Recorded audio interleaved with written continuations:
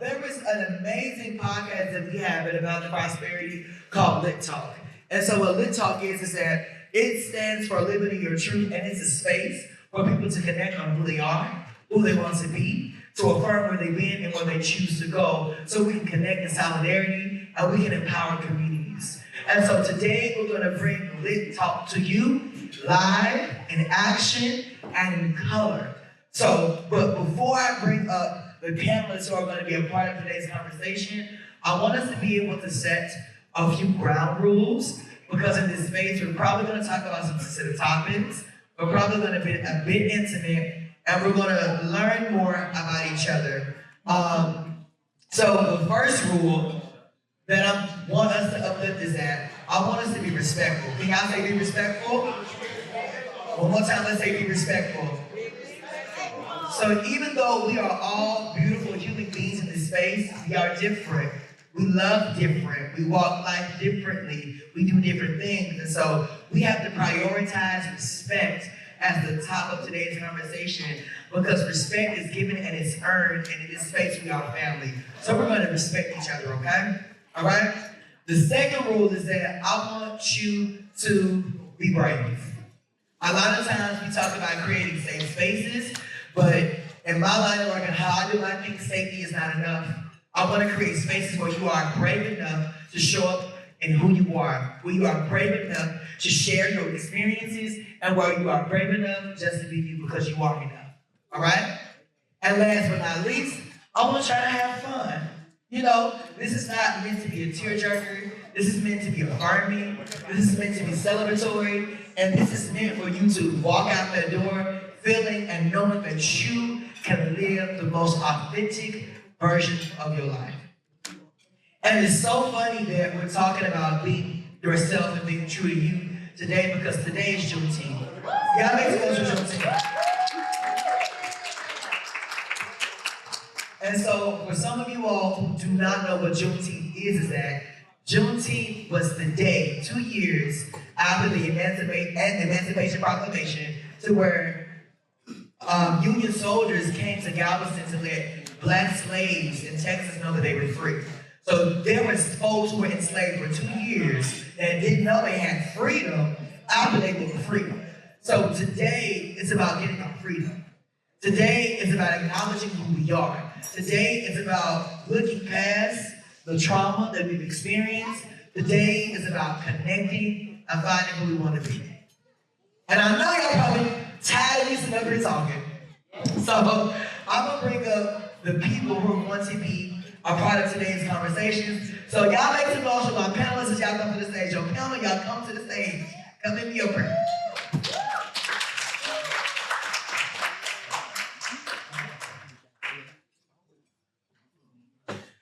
So we have Tim. Make some noise for Tim. We have Shamar. Make some noise for Shamar. We got Reggie. Make some noise for Reggie. And we got Miss Tim. My resident fruit fairy, okay?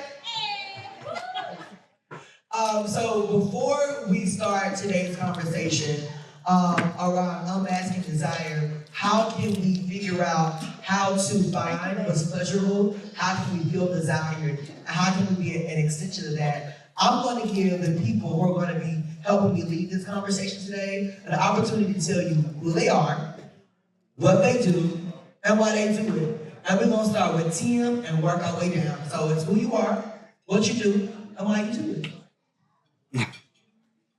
Good afternoon, everybody. How y'all doing? All right. My name is Tim. I am from Houston, but I currently reside in Atlanta, Georgia. I am a flight attendant for American Airlines, and I also do cabins in the community. Why do I do what I do? I love traveling. I love seeing new places, meeting new people, seeing new walks and visions of life. And I love doing pageantry because it allows people like myself to display our talents who don't get main and big stages, so we make our own platforms to showcase our talents. Y'all make some noise for Tim. Make some noise. Yes. So, who are you? What you doing? Why you do? Oh. How y'all doing? My name is Shamar, and currently I do counseling work for Beto State Prison, which is in Palestine. I do counseling work there for 3 times a week because I'm also a student, and I also do entertainment in the community. I've been doing that now for a while. I'm not gonna say how long, but a while. Don't say it more. But on both sides, I think the reason why I do counseling work, I chose to do it specifically was at the prison, is because it's just me working towards my goal, doing prison reform work. As far as community entertainment, it's also just the outlet. So I enjoy it. I love people, so it's a healthy balance for me. Y'all make some noise for Shamar, make some noise. Yeah. So really tell people about who you are, what you do, and why you do it. How y'all doing? My name is Norman, but I go by Reggie, my middle name. I live in Houston, Texas. I've been there for 11 years. I'm from the Midwest, born and raised. In Houston, I run a luxury wedding and event planning production company. And also in the community, I am a club promoter, MC. I am also the events director for Houston Splash, Black Pride Weekend now. The reason why I do what I do, I simply love bringing people together. I love being in a creative space, creating wild moments for people. I love to see the joy on people's faces when they are having a good time and kind of knowing that I did that. But also for my community, I love creating a space where they can feel safe to have fun, connect, have a good drink, meet some good people, and just have a good time overall. But yeah, that's pretty much what I do. Y'all make some noise for Norman, aka Reggie. All right. And last but not least, my fruit fairy, Tim. Tell the people who you are, what you do, and why you do it. Hey, ladies and gentlemen, I'm Tamara, the medical assistant at AP. I do what I do because I am a lover of people. I love to make people leave out happier than what they came in, leave out with a smile, leave out knowing that they're loved. Somebody cares about their situation. And not only does that help them, but it helped me in turn to know that I'm giving something of myself daily. And it's actually doing something for somebody positive in their life. And with that being said, this will forever be what I do. Love on people. Okay? Thank y'all. Right. Y'all make some noise for Tam. All right, so look, so we're about to tap into today's conversation. So also, for you all in the audience, I want you all to feel empowered to ask questions of me or the panelists. I want you to also feel empowered to speak up and to add to the conversation. This is not their space. This is not my space. This is our space, okay? So I want you all to repeat after me. Say, this is our space. This is our space. I'm still here. I'm still here. I am free. I am free. All right, so now that you have said that this is our space, you are still here, and I am free, you have contracted yourself in today to be a part of the conversation. When I ask you to say something, you gotta know what you're signing up for, okay? So as the flyer states today, we're gonna be talking about unmasking desire. We're gonna have a deep, in-depth conversation about what does it mean to feel desire and how do we navigate desire through the lenses of our identities. We have folk who represent different populations in this room, and so we want to talk about that because owning who you are and owning how you like to be loved and owning how you choose to be desired is also a part of being free. It's so important to figure out how can we understand freedom in a world that was not meant for us, in a world that is not defined for us, or within a political system that does not see many of us, okay? And so if we can give you something and let you know that you still have some sense of freedom, we are doing our job, all right? So we're going to start at the top. I want to ask my panelists, in your own opinion, what does it mean to be desired? That's a loaded question. And you feel free to unpack it. But when you hear desire, what does that mean for you? When I hear about desire, I think about it in a lot of ways because I feel that you can be desired in a lot of different ways. Some people can desire you for your physical, some people can desire your mental, some people can desire what you do for others. Some people can desire you in just being a role model. So it's a difference when you try to think about what desire means. But I would say for me, what desire means to me is it's mental. It's something that makes me want to gravitate towards something or someone, something that makes me want to be around it, a part, and there's just this deep burn down in my body that just makes me want to be within it. For me, I would have to say desire. When I think of desire, I think of a want. Something that I want versus something more that I need. Typically, we desire a lot of things is not what we necessarily need, but is what we want because, like you said, it's something that makes you feel good. It's something that gives you peace of mind. Sometimes it's something that just makes things a lot easier. So with that being said, when it comes down to desire for me, I try to be, as I get older, I try to be cognitive of what I desire and make sure it's aligned with what I need. That it can definitely get you in a lot of trouble in so many ways. So just for me, I think desire just really falls in line with just the wants and everything. So. They were good answers. And I agree with what both of with Tim and Reggie said.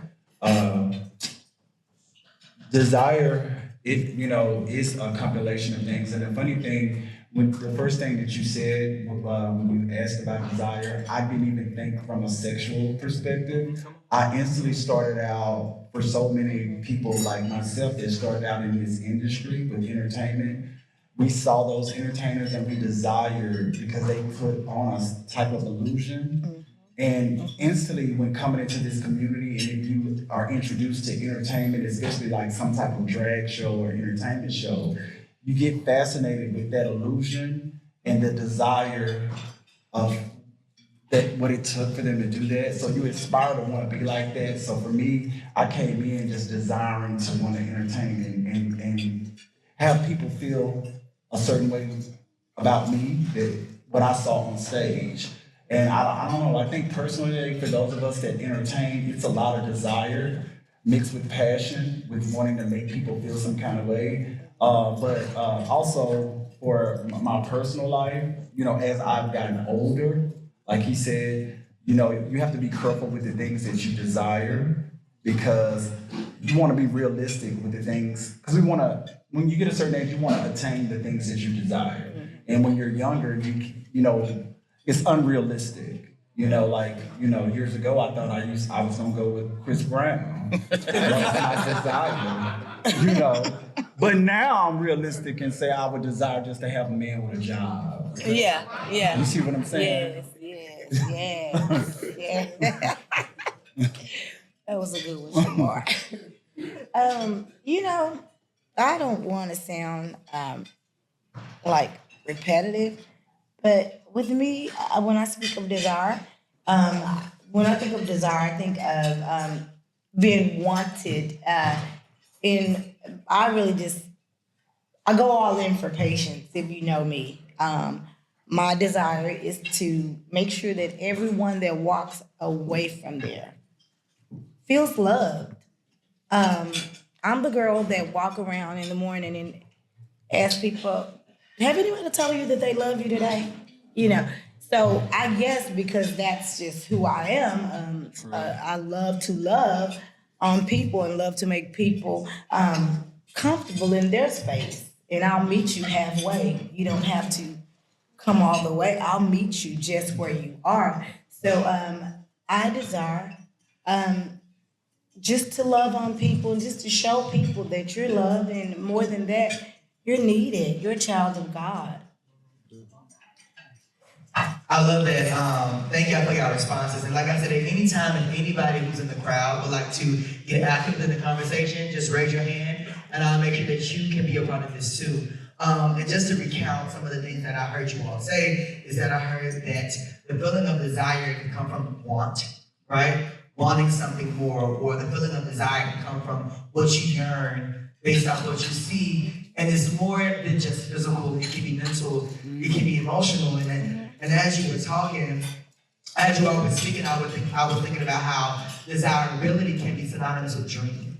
With dreaming. What do you dream for? What do you want to achieve? What do others dream from you? And in the context of me being like a Black queer man living with HIV, having to figure out, am I still going to be desirable within my status? And also being someone who was a victim of sexual assault and has been mentioning abuse since I was 13 and being desired from a toxic standpoint, I wanted to ask you, at what point does the pendulum shift from desirability being a great thing to it also being toxic? And how have you all been able to navigate in that space? I know especially for my performance, because like that's something that y'all deal with. You know, having people yearn for you, but also having people yearn too much to where it can be too much and it can turn toxic. So at what point have you all experienced where desirability goes from being something great and dream and hopeful to the point of it becoming toxic? Well, that's a Loaded. yeah, that's a loaded question. I'll say this, going back to desire, a lot of us create these personas. When we get involved in this community, especially like the nightlife, I think that two things about my personality and who I am, you know, kind of like Sasha Fierce, you know, sometimes we allow our alter ego to take control, and that's all we allow the community to see. So in a personal space, we're different people. So the way that people probably see me in public, you would have to know me in a personal space to see the other person.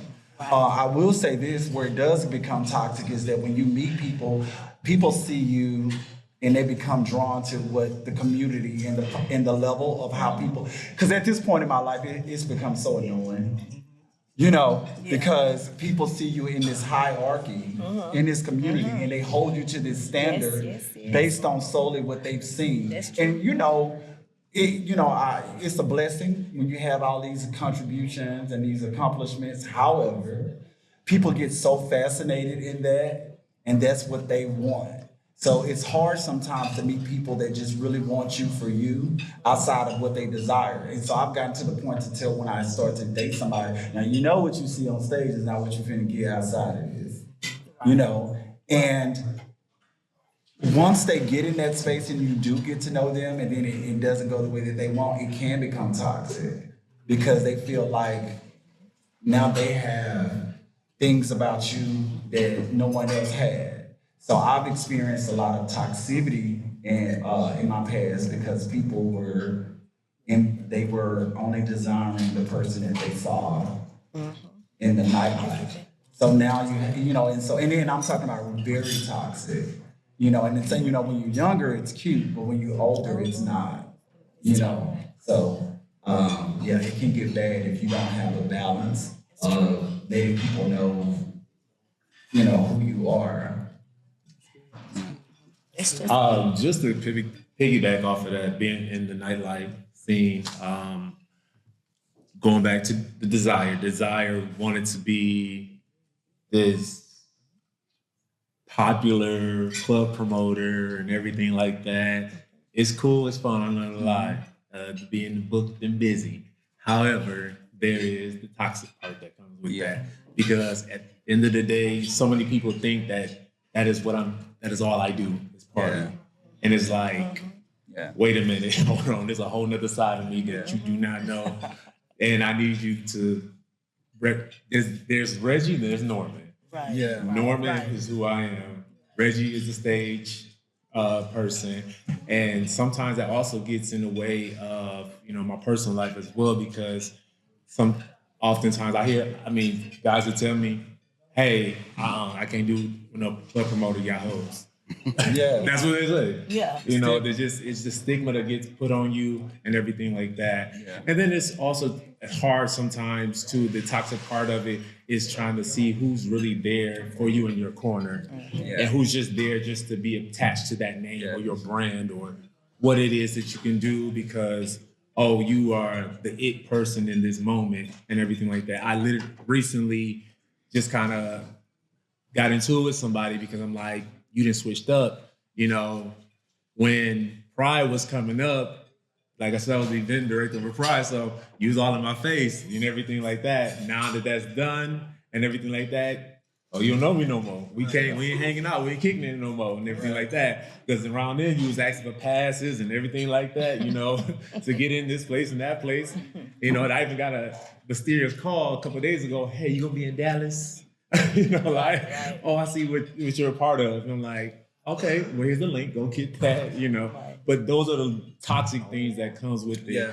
That, learning how to separate that. I try even myself now to kind of do various things. Like even with my social media, I do post things that I wouldn't normally, post on my promoter page. I want to let you see me. I post, I'm going to church. I'm in choir rehearsal. I know that. I'm out with one of my brides. We're picking out wedding dresses. I'm just at a cafe, just on my laptop, chilling. That's, I'm just at the house watching a movie. I'm not always, turning up 24/7. So yeah, that's kind of the ways that I try to differentiate and separate the toxicity of the desire, You got something you want to add to? Yeah, I think that experience is the best teacher. I feel like every last one of us in our lives, we're going to go through something toxic, and it's going to shape and mold us to be the adults that we are today. It's not about how you start, it's about how you finish and how you get through it. It isn't until you start dreaming and you see that dream and you realize that the toxic shit that's going on is not exactly what you want and what you have in mind for yourself. So that's when you start maneuvering, coming up with new plans to get yourself out of that toxic situation so you can get to and accomplish your dreams. So I just feel like we're all gonna go through some toxic stuff, but you have to let it mold you and show you the characteristics of yourself to maneuver you to the places that you wanna go. Yeah. And Ms. Ham, I'm interested to know what your perspective is on how you navigate toxicity within desirability, being a Black, heterosexual, cisgender woman. What is that like for you and how you navigate the world in this space? Actually, Chris, to be honest, when I was going to speak about toxicity, I was going to say that my issue is when you want to love on everybody, when you want to hug on everybody, when you want to be a mother figure to everyone, what happens is with me, I end up giving you my phone number. You're my patient. I can't tell you any confidential things over the phone, but if you just have to call me for something or whatever, then, I'll give you my number and that's fine. But what happens is on weekends when I'm not working, my phone is blowing up, my texts are going off. Hey, Miss Tam, I need this. Miss Tam, when you gonna be back at the clinic? And things of that nature. And how I deal with that is I just think about the fact that that person truly must need me to bother me on a Saturday night. When clinic is not in session, you must really need me. And I lend an ear because I just believe that if it was my daughter, I have a 34, soon to be 35-year-old daughter. If it was my daughter, I would want somebody to lend an ear to her. That's how I deal. I love that. I think She'll be that 35 in September. there is a very strong common thread in what all of you said in regards to being able to manage like the toxicity with the desirability. And I heard that before you can even allow people to put their toxic shit on you, you have to first desire who you are. Yeah. You have to desire who you want to be. Yeah. You know, you all talked about having like these dual personalities and being in community and also being a part of community and being something that people see. But outside of that, when I leave the club, I'll take off all my makeup, I'll take off my designer shoes, and I get back to being Chris. You know, I completely understand what y'all talk because I have many alter egos, right? Yeah. So I got Chris that's in the club, I got the Dr. Do-Good that's on social media, but then I got the person that's telling you your status and helping you navigate services. But then I got the baby that's in ballroom, and that's a whole nother version that you gonna get. And I think that what's important for us as we talk about what it means to be desired and how can we eliminate from those pressures of people putting toxic shit on us is that first, before we allow people to desire us, we have to desire who we are.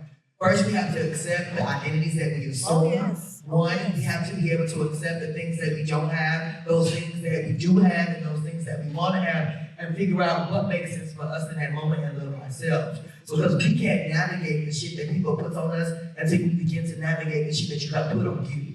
It starts there. I think that in the terms of going back to this overarching idea of freedom, which I'm really going to reemphasize in today's conversation, is that freedom is acknowledging who you are. Freedom is acknowledging where you are at and being okay with that.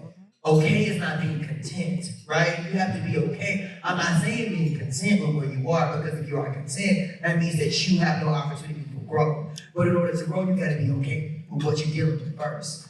And in managing what that desirability looks like, you are in control. You define that. No one else can define that. Baby, I like my shape. I like my look. You may not like it, but guess what? I love it, and if you love it, guess who loves it even more? Me. And that's what matters. And to pivot and move the conversation a bit more, because I know we have a mixed crowd, is that I want to talk about the topic of masculinity. Because within the Black community, I don't care if you are a heterosexual cisgender woman or a Black queer man, something that many of us in this room desire is masculinity.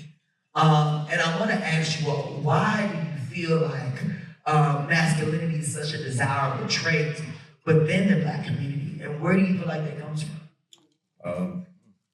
For me, so growing up, I thought that masculinity just, first of all, was a dude thing.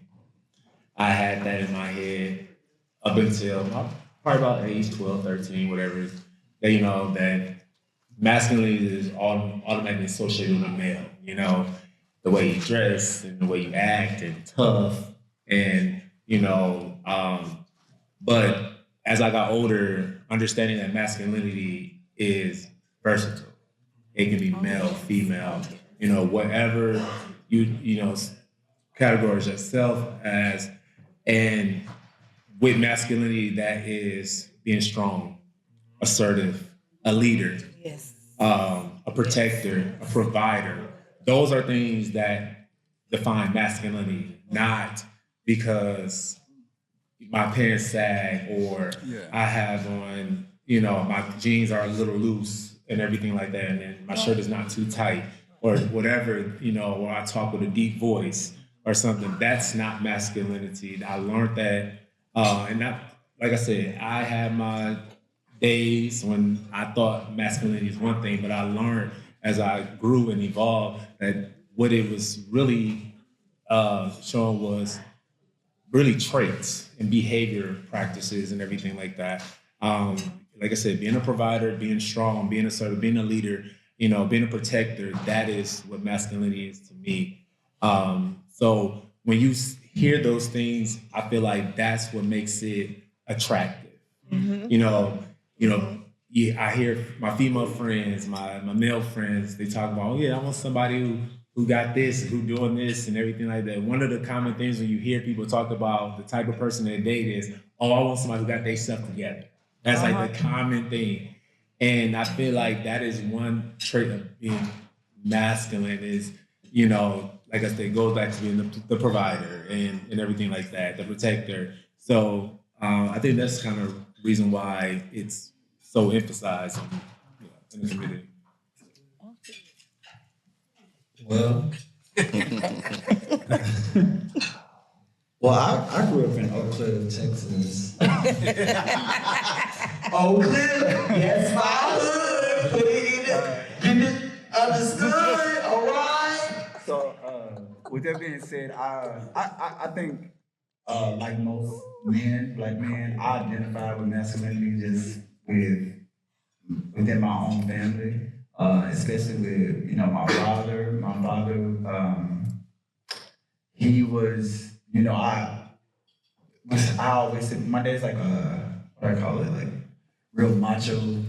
Machismo. Yeah, like so I've never seen him be or have like that soft side.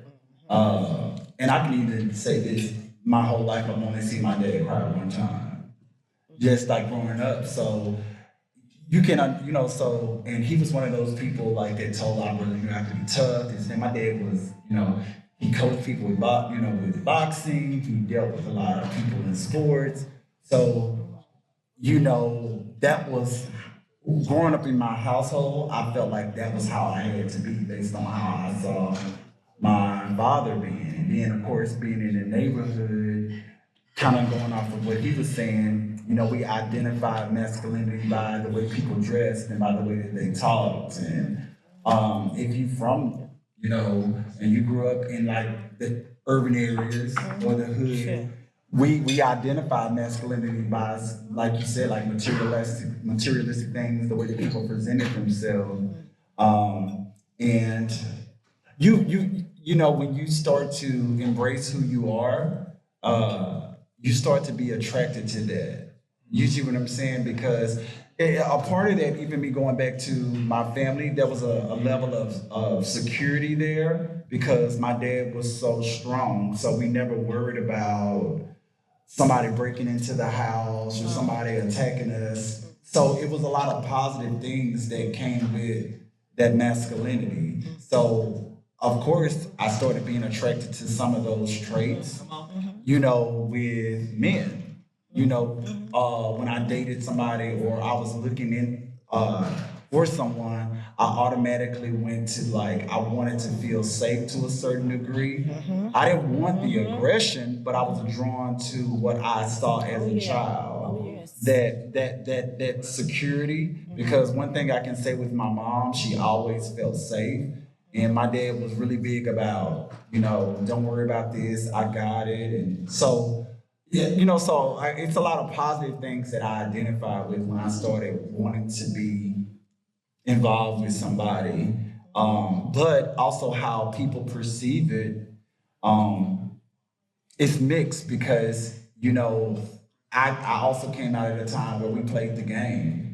So this freedom that everybody have now to just come out and be who they are. Yes, And well, I applaud y'all and y'all efforts to Come come on, out and come be on. flamboyant, but that wasn't my journey. I played sports and I was in high school, I played the game. And it wasn't, when I finally decided that I wanted to come out, I had a small group of friends that I did that with. And I don't even think we considered it coming out because we did our thing. And when I went back to school, I was still like my regular self. I still had a girlfriend. I still was sleeping with women. I was still doing those things. However, what I was attracted to was, and honestly, I can even say this now, I didn't even really think it was like gay. And this is so weird because the guys that I was messing with, they were doing the same stuff I was doing. Right. If that makes sense. Yeah, And like yes, y'all it does. have like the DL thing, but I didn't think that it was just really a gay thing because you can be playing sports and mess around with your homeboy and y'all go back to y'all girlfriends and it's just so normal. So I just, I wasn't educated like about what that was at that particular time. So moving forward, because I started even doing things and engaging with sexual behaviors in that same community with masculine men, when I found out there was a community that was like, everybody was so free and y'all was holding hands in public and stuff, yeah, I didn't want no parts of that. And my friends could tell you that, like, I didn't want no parts of that. I still was, even though I slept with men and all of those things and I was doing that, I still had a very hetero-norm mentality. Which is kind of carried on with me kind of like today, like the way that I kind of see things. It's still very hetero-norm, if that makes sense. So it's some things that it's only so much of the community that I will be a part of because But going back to what you were saying with the masculine stuff, I'm understanding now what a lot of it has to be about with me because of what I saw from my neighborhood to my own family, and so with dating, that was a desire that I used to have. You know how we are, and we, even you want the certain kind of guys, you want the trade guys because that's what you saw growing up. That was what you was introduced to. So I don't know if that even still exists anymore because everybody can just come out at 3 and have a gay boyfriend and hold hands. I came out and I was going with the basketball. I get it. player. You know what I'm saying? I get it. So and it carried on. So it wasn't until I got older that I started to realize that masculinity does look very different. And a lot of it has to do with being responsible. Because I looked at all the things that I saw with my own father, however, I forgot how responsible he was and how dedicated he was to his family and his children and his community and how tedious he was with doing all of that and not complaining. That's why he didn't cry in front of us, but he tell us now, hell, I cried by myself, trying to make things happen. So yeah, it just looks like a lot, but even like now, like I said, I can even engage differently because I do understand that it looks different with everybody, That's good. That's a good one. No, but they just He said said it all, it. really, honestly. He said it. I know for me, I feel like masculinity is at an all-time high when it comes to the Black community. And I feel it's that way for several reasons. One being that your mom, your dad, your family wants you to be a version of your father. Yeah. And sometimes when you're not that, they feel disappointed and they don't feel like they have done what they needed to do as a parent. Right. And as well, a lot of parents don't like their child to be flamboyant and would prefer them to be masculine due to the way that the public will perceive them. A lot of parents don't want their children to go to school to be bullied, and they don't want them to go to school, and other parents are talking about them. They don't want them to go out in places and people look at them different or they look at them funny. So I think in the Black community, we have always pushed masculine on our men. And I wouldn't say all the time it hasn't been for the best. Sometimes parents have to put aside what they want to do what's best for the child. I can say for me, I grew up with all boys. I had some masculine moments, some not masculine moments, and I felt like as an adult now, when I look back over my childhood, I felt like I was robbed from some moments that I think that I should have experienced later on. That I should have experienced then, that I'm just now experiencing as a 35-year-old adult, and I'm like, wow, I'm behind. So it starts playing tricks in your mind, and it makes you. I know for me, I get in my head and I try to think like, why is the Black community so homophobic? When in reality in the world, if you look at the biggest stars and the people who are accomplishing things in this world, they're done by gay men. Right. So Come on. it's okay. Like you see all these people being homophobic, but then they have a male hairstylist, or they have a male makeup artist, or they have a male stylist, or like as I say, my sisters, they're homophobic, but when they need stuff for the kids, they call me. Those are the straight father. But what I will say is, we still have a long way to go to kill this masculinity stigma in the Black community, because just because I may have some moments where I'm not as masculine doesn't make me less of a man than a straight guy. And I wanted to also say this with him giving me all that food that you gave me.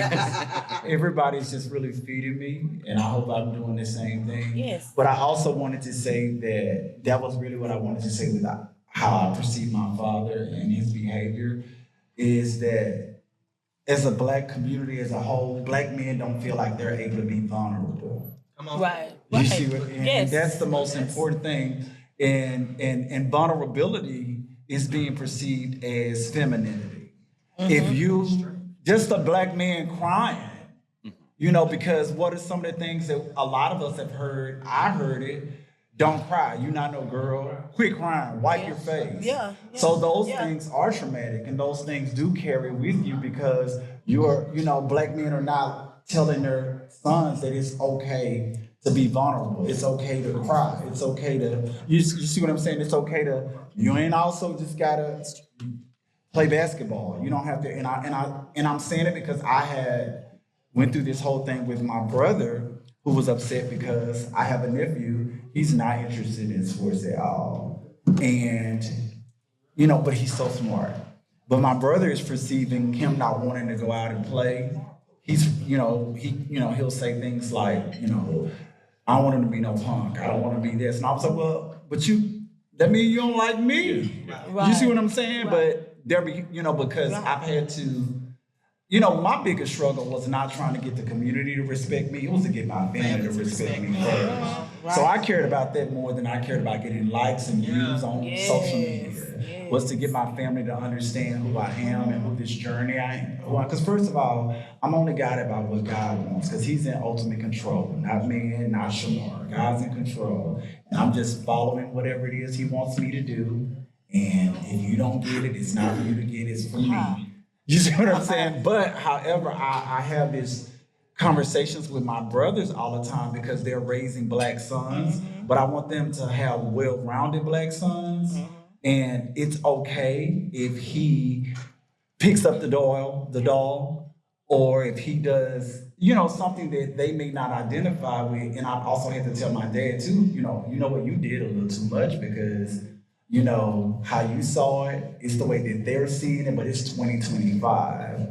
And we don't want to make kids be something that they're not. 'Cause you can't keep saying faggot and sissy and all those things, because those things carry on, and you're planting seeds that may not necessarily be there. So, that's something that I was saying. You gotta allow your kids, especially Black boys, to just be vulnerable. It's okay. You don't even really pay attention to it, too much, because it's not really that. But I see that a lot, with, that we are so caught up in masculinity, but that don't mean you gay, So I just, I wanted to just also say I appreciate him saying being vulnerable and, all of those things. So I will also say, like, in real time, I know everybody in here probably know who Keith Lee is, right? Nobody know who Keith Lee is? Okay. He does the eater, he does reviews on foods, and he helps Black communities who are about to get closed down, who don't have money. He goes there and do a review of their food, and the next day their lives are changed.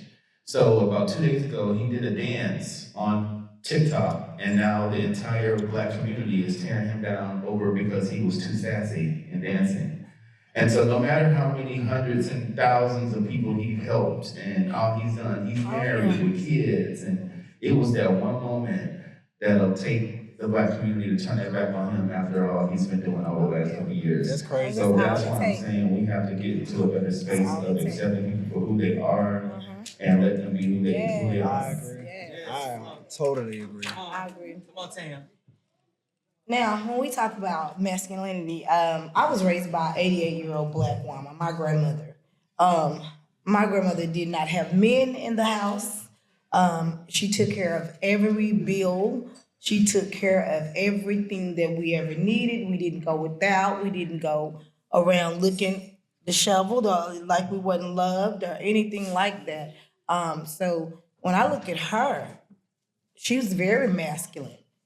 You know, she was someone that she made sure that we did not look outside of our household to guys for anything. I was blessed with a nice shape since I can remember.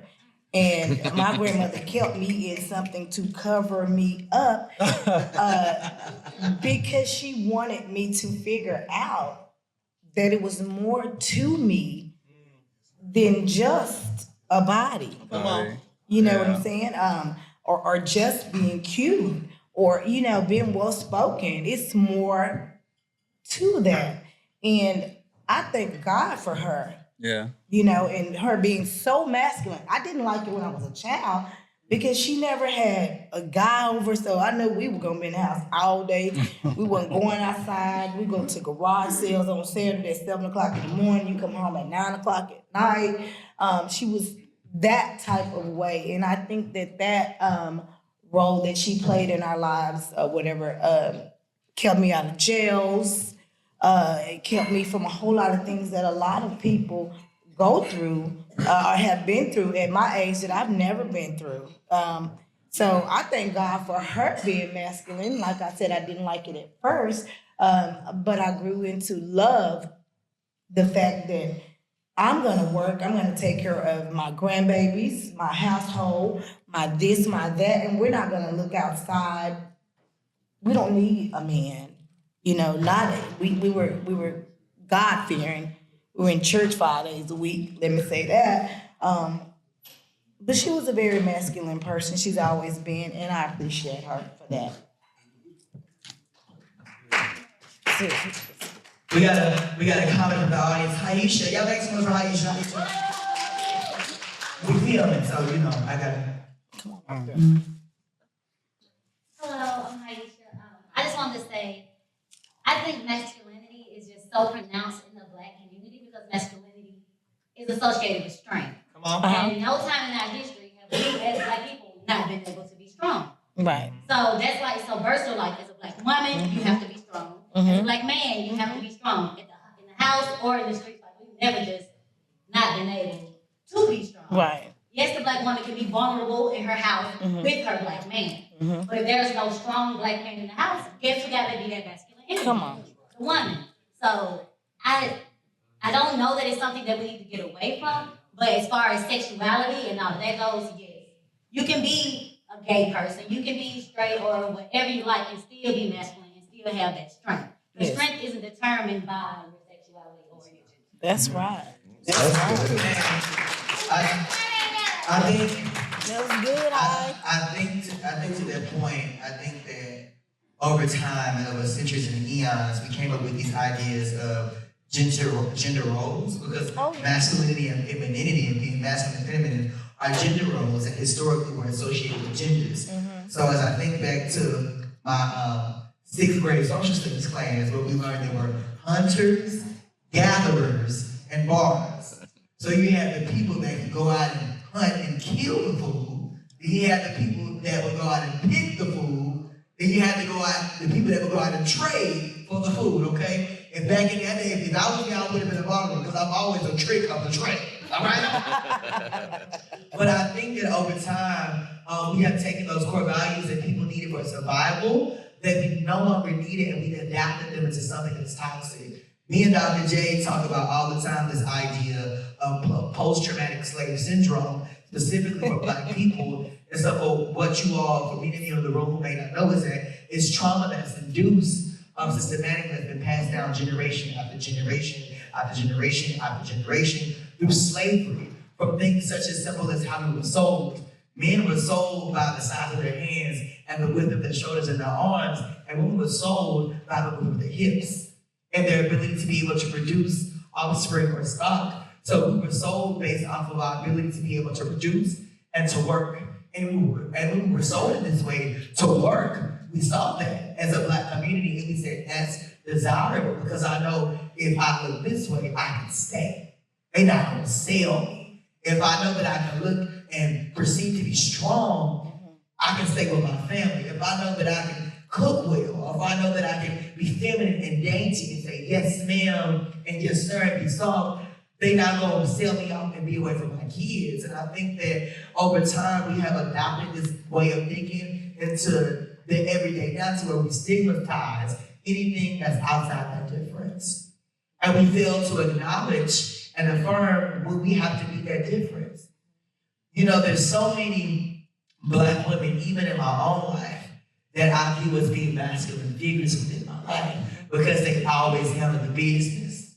Right? There's so many men in my life that adopted the feminine energy more than that masculine energy, and who I am, I took to my mama and my grandmama because they taught me how to be a man because in my life, those were the men.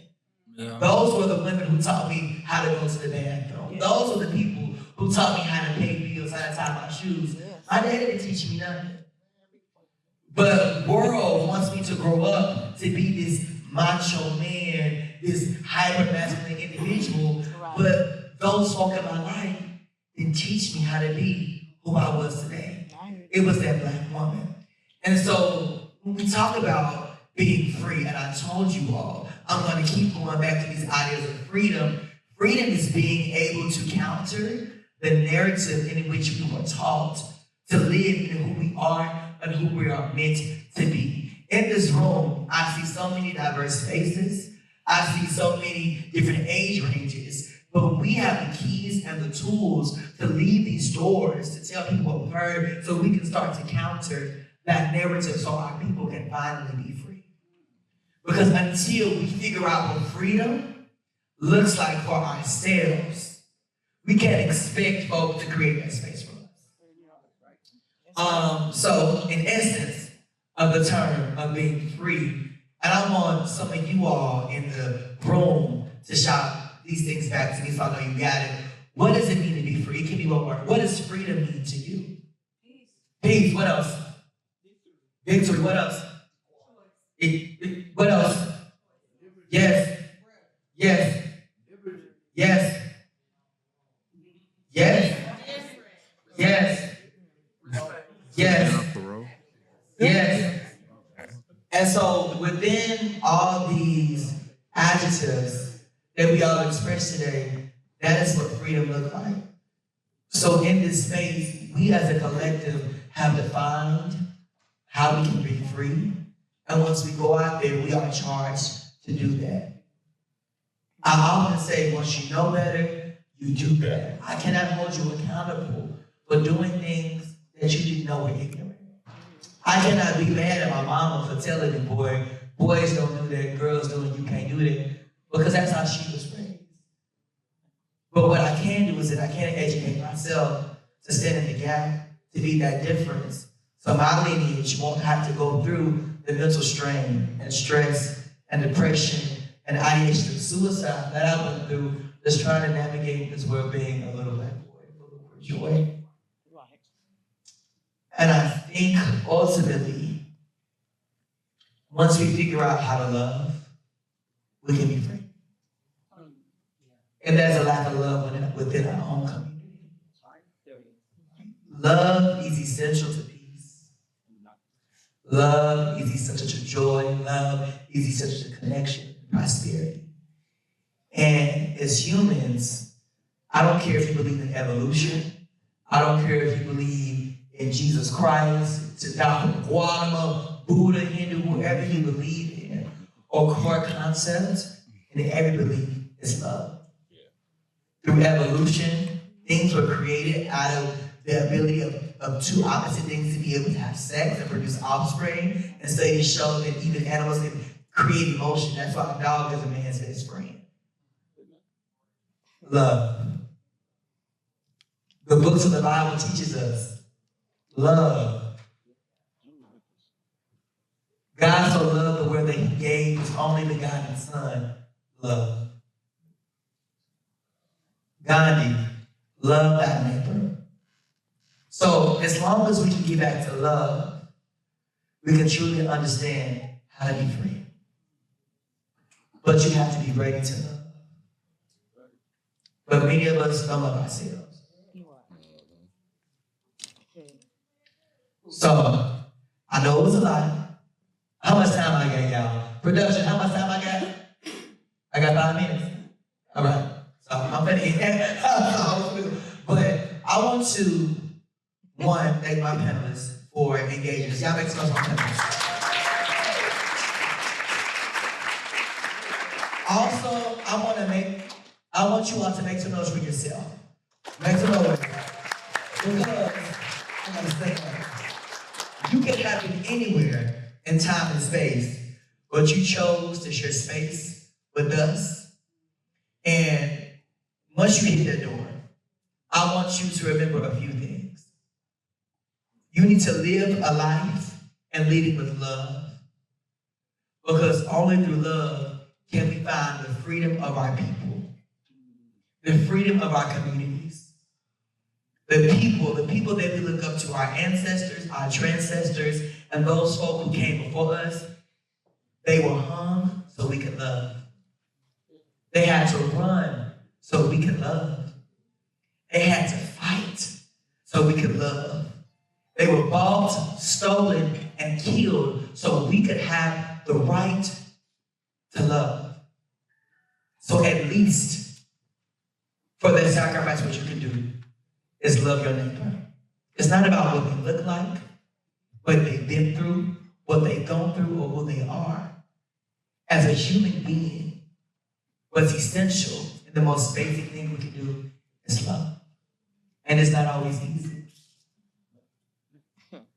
Love is hard, but it's worth it. So once you leave that door, I want you to remember to lead a life of love. Know that love is important, and love helps us seek our freedom. I'm Chris, and this has been L.I.Y.T. Unmasking.